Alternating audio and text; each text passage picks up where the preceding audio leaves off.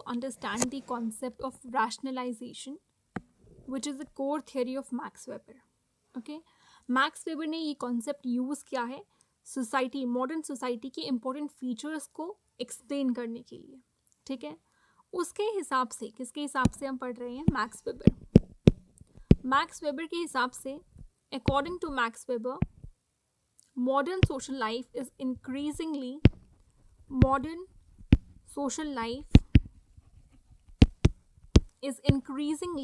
shaped by reason,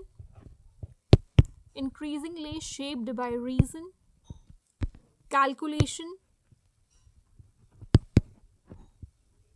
efficiency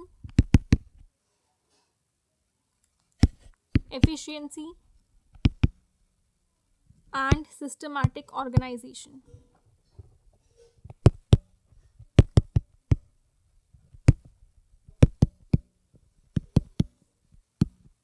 Rather than by tradition, emotion और religious belief. क्या मतलब है इस स्टेटमेंट का? ठीक है, इमोशनल और religious belief.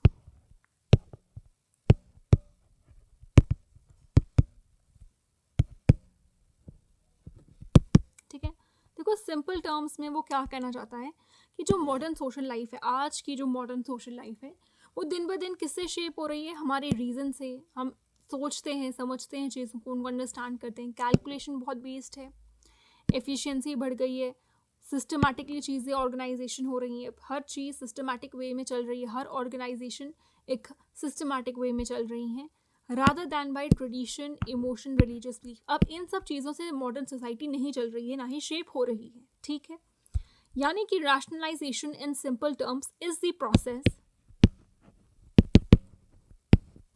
Rationalization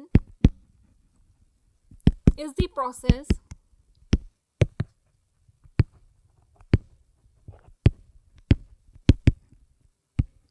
by which actions, institutions, and social relationships become organized. Social relationships become organized according to principles of efficiency, predictability, calculability and control.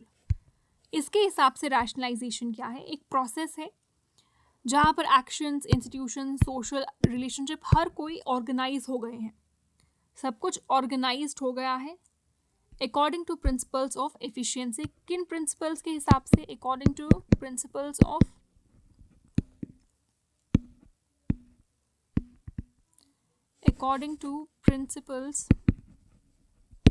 of efficiency, predictability and control. ठीक है, अब ये हमारा basic language में हम rationalisation से समझते हैं कि बेसिक अंडरस्टैंडिंग क्या है रैशनलाइजेशन की, कि चीज़ें, ऑर्गेनाइजेशंस, इंस्टीट्यूशंस, रिलेशनशिप बहुत ऑर्गेनाइज हो गए हैं. ठीक है, अब रैशनलाइजेशन से मैक्स वेबर क्या समझता है? ही अकॉर्डिंग टू हम मैक्स वेबर समझ रहे हैं. ठीक है, see, for Weber, rationalization refers to the replacement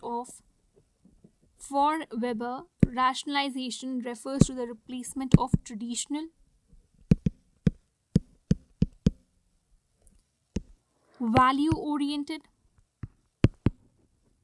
इन सब का रिप्लेसमेंट की बात कर रहा है, and emotional ways of life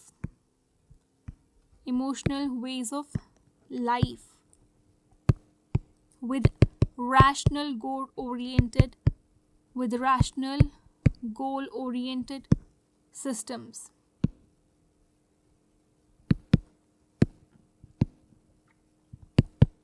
max weber का मानना है कि रैशनलाइजेशन का मतलब है रिप्लेसमेंट. जितने भी ट्रेडिशनल, वैल्यू ओरिएंटेड और इमोशनल तरीके हैं ज़िंदगी जीने के, उनको किससे रिप्लेस किया है? रैशनल और गोल ओरिएंटेड. यानी कि हम जो ज़िंदगी है, अब जो हम ज़िंदगी जीते हैं, वो कैसे जी रहे हैं?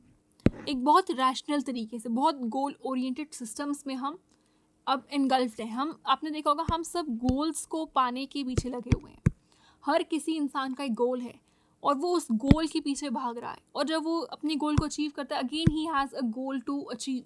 तो बहुत गोल ओरिएंटेड हो गए हैं, ठीक है। जैसे भी हम एग्जाम्पल ले लेते हैं, ठीक है, आप ले लो 18 से 20 के बीच में एक इंसान होता है, तो ना उसको पेरेंट्स थोड़ा सा डिक्टेट करने लगते हैं कि अभी, क्योंकि पेरेंट्स बहुत ध्यान रखते हैं, सुपरविजन उनका रहता है, तो वो उनको एक गोल पिक करने के लिए कहते हैं 18, ठीक है, 20 के बीच में। जैसे भी कोई नीट का स्टूडेंट है, वो नीट लेगा, मतलब जो साइंस का स्टूडेंट है, कोई 21 में यूपीएससी क्रैक कर लेगा, तो वो इस एज में एक गोल है उसके पीछे, मतलब एक गोल के लिए स्टिक करके रहते हैं और फिर उस गोल के पीछे भागते हैं। और लगा लो 25 तक उसने अपना गोल अचीव कर लिया, for example he has achieved the goal now, ठीक है, ये गोल अचीव कर लिया है। और 25 to 30 का हम एज रखते हैं, ठीक है, यूजुअली जो एवरेज है वो इसी एज में गोल को अचीव कर लेते हैं ना, गोल हैज़ बीन अचीव्ड। अब 30 to 35 के बीच में आप देखोगे उनका एक दूसरा गोल है, ठीक है। अब उनको एक इनकम जो है जनरेट जो उनकी हो रही है, उससे उनको कार खरीदनी है, उससे उनको अपना घर चाहिए, दे वांट स्टेबिलिटी नाउ। फिर 35 to 40 तक आप लगा लो, 35 से 40 तक यही चलता है, ठीक है, हाउस चाहिए, कार चाहिए, किड्स का आपको अच्छे स्कूलिंग चाहिए। तो यहाँ पे भी आपका एक गोल है कि मेरा ना BMW लेने का एक सपना है, कहते हैं ना, तो वो क्या है, आप अगेन एक गोल के लूप में फंसे हुए हो, ठीक है, क्योंकि people have become very much goal oriented, very organized in their systems, ठीक है। एंड अब जॉइंट फैमिलीज का कॉन्सेप्ट देख लो, कैसे लोगों ने छोड़ दिया है, जॉइंट फैमिली में कोई नहीं रहता। अभी ये बच्चा भी जो है, जो फैमिली के साथ रहता था, even he has left his home, क्योंकि अब वो एक अपनी फैमिली आगे चला रहा है, ठीक है। एंड ऐसे ही 40 to 50 लगा लो, या 40 to 60 लगा लो, यूजुअली इस एज में 40 to 60 पेरेंट्स का यूजुअली ये रहता है कि हमें अपने बच्चों को ना सेटल कराना है, उनकी गोल, अब उनके गोल के पीछे वो भाग रही है, वो उनका गोल अब उनका गोल बन जाता है, यानी कि बच्चों का जो गोल है, ठीक है। If now the kid want to become a doctor, the parents will burn their midnight oil also to make their children a good doctor.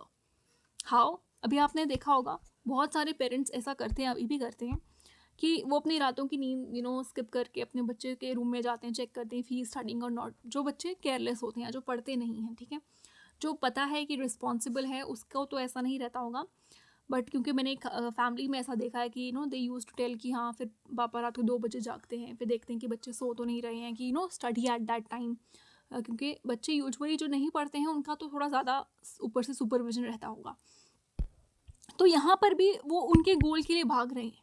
ये आपको यहाँ पे बहुत रिस्ट्रिक्टेड फील कर रहा होगा, बच्चे फील करते हैं कि हमारी लाइफ जीने नहीं दे रहे हैं, बट जो ये लाइफ होती है ना, यहाँ बच्चों की जो लाइफ है 20s में, अपने 15 से 20s ले लो, 25 तक, ये बहुत ख़राब होने की एज होती है। और इसमें जिनके पेरेंट्स उल्टा एफर्ट डालते हैं ना, बाद में आप कहोगे कि our parents has done something very special for us, which was taking their time for us. Time निकालना सिर्फ ये नहीं होता, टाइम यहाँ पर वो है कि वो अपनी जॉब को कॉम्प्रोमाइज़ करके जॉब छोड़, मतलब ऐसा जॉब छोड़ के नहीं, कोई कोई तो पेरेंट्स में आप देखोगे फीमेल वुमेन जो होती है, जो माँ होती है, वो कहीं कहीं पे जॉब भी छोड़ देती है उनके अपने बच्चों का करियर अच्छा बनाने के लिए, ठीक है ना। तो बहुत सैक्रिफाइस करते हैं, बहुत एफर्ट्स लगाते हैं। और यहाँ पर इस एज में हमें हमेशा याद रखना चाहिए that our parents have done a lot of sacrifices, बहुत एफर्ट्स उन्होंने दिए हैं हमारी जर्नी के लिए, हमें कुछ बनाने के लिए। उनको कोई फ़ायदा नहीं होगा, हम उनको पैसे नहीं दे रहे हैं, ठीक है, बट वो हमें बनाना चाहते हैं, उस मुकाम पर देखना चाहते हैं, ठीक है। तो ये गोल ओरिएंटेड, हम सबको पता है, बहुत गोल ओरिएंटेड सिस्टम्स हो गए हैं। Decisions are made not because this is how it has always been done. जो डिसीजंस हैं वो इसलिए नहीं हैव आर नॉट मेड क्योंकि this is has always been done, ये हमेशा ऐसा होता आ रहा है, इसलिए डिसीजन नहीं हो रहा है, या मॉरली राइट है इसलिए डिसीजन आप नहीं बनाते हो। This is morally right, I should do this, I should make a decision. इसीलिए अब डिसीजन इसलिए बनाए जाते हैं क्योंकि टेक्निकली एफिशिएंट है,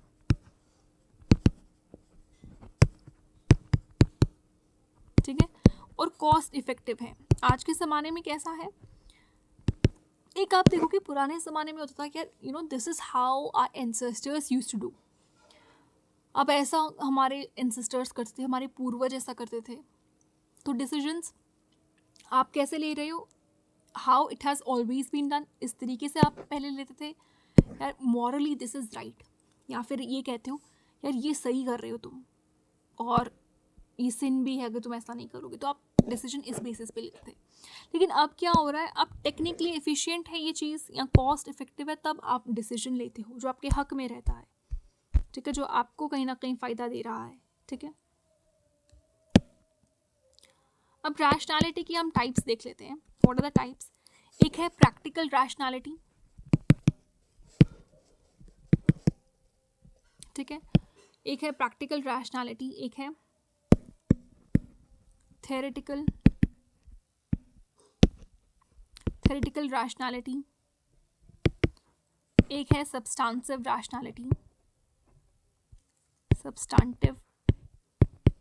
रैशनैलिटी, ठीक है, और एक है फॉर्मल रैशनैलिटी, ठीक है। मैं आपको ना थोड़ा इजी, क्योंकि इतना इंपॉर्टेंट नहीं है तो मैं थोड़ा सा आपको जल्दी जल्दी समझा देती हूँ। देखो प्रैक्टिकल क्या होता है, हर दिन क्या कर रहे हो, एवरीडे की जो डिसीजन मेकिंग है जिसमें आपको प्रैक्टिकल प्रॉब्लम्स को सॉल्व करना होता है, ठीक है। जैसे आपके फ्यूचर एक्सपेंसेस हैं, ठीक है, आपने उसके लिए मनी सेव किया, you save money for your future expenses, है ना, अपने मनी किस लिए सेव किया है, फ्यूचर एक्सपेंस। तो एक प्रैक्टिकल है जो आप दिन में रोज़ काम करते हो, एवरीडे डिसीजन मेकिंग हो रही है और प्रैक्टिकली सॉल्व कर रहे हो उन प्रॉब्लम्स को, प्रैग्मेटिक है, ठीक है। थ्योरेटिकल में क्या हो गया, एब्स्ट्रैक्ट थिंकिंग इन्वॉल्व करता है, इट इन्वॉल्व्स एब्स्ट्रैक्ट थिंकिंग, यानी कि एक सिस्टमैटिक एक्सप्लेनेशन रहती है रियलिटी की, ठीक है। सब्सटेंटिव को ना हम वैल्यू रैशनैलिटी भी कहते हैं, ठीक है। इसमें क्या होता है, आपके जो एक्शंस हैं वो आपकी वैल्यूज़ किस तरीके की हैं, आप उससे गाइडेड होते हैं, यानी कि आपका कोई भी एक्शन वो आप इसलिए परफॉर्म कर रहे हो क्योंकि आपकी वैल्यूज़ वो कह रही है, क्योंकि आपका रिलीजन वो कह रहा है, और आपको इससे कोई फ़र्क नहीं पड़ता कि इसका कॉन्सिक्वेंसेस क्या होगा, तो वैल्यू ओरिएंटेड कह सकते हो आप, ठीक है। फॉर्मल को हम इंस्ट्रूमेंटल रैशनैलिटी भी कहते हैं, बहुत इंपॉर्टेंट है क्योंकि यहाँ पे फॉर्मल में it refers to calculation based on rules के बेसिस पर, लॉज के बेसिस पर और एफिशिएंसी के बेसिस पर कैलकुलेशन होती है, ठीक है।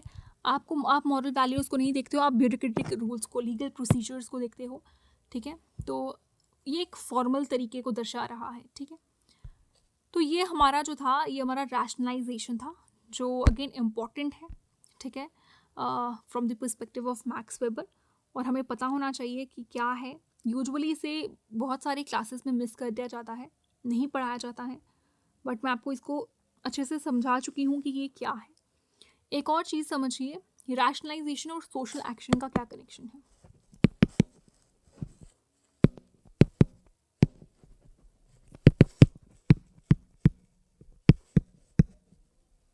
ठीक है, देखो जो हमने सोशल एक्शन की 4 टाइप्स पढ़ी थी, the 4 types that we have covered, ठीक है।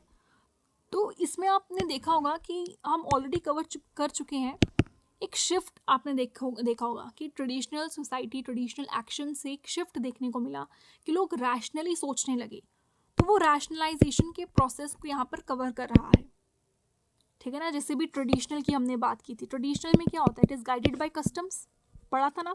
अफेक्टिव पढ़ा था, affective is guided by emotions, ठीक है।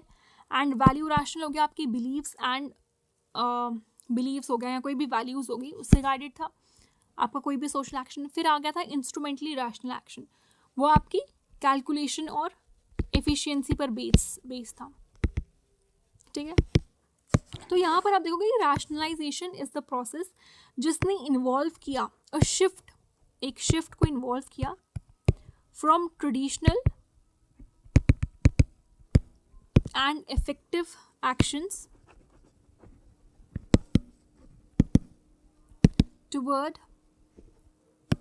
towards instrumental rational action। आप देख सकते हो कि कैसे यहाँ पे ये ट्रेडिशनल से फॉलो किया इंस्ट्रूमेंटली रैशनल तक, ठीक है। ये एक यहाँ से एक सर्कल बन चुका है ना कि ट्रेडिशनल से और अफेक्टिव एक्शन से शिफ्ट हुआ किस तरफ, कैलकुलेशन और एफिशिएंसी पे। रैशनली लोग सोचने लगे, कैसे सोसाइटी चलने लगी, तो सोसाइटी या सोशल एक्शन किस तरीके से होने लगा सोसाइटी में, ये उस चीज़ को दर्शा रहा है, ठीक है। That's all for today. We will cover next concepts like bureaucracy है, डोमिनेशन है, पावर है, कुछ कॉन्सेप्ट्स अभी भी बचते हैं, we will cover in the next lecture. Okay, thank you.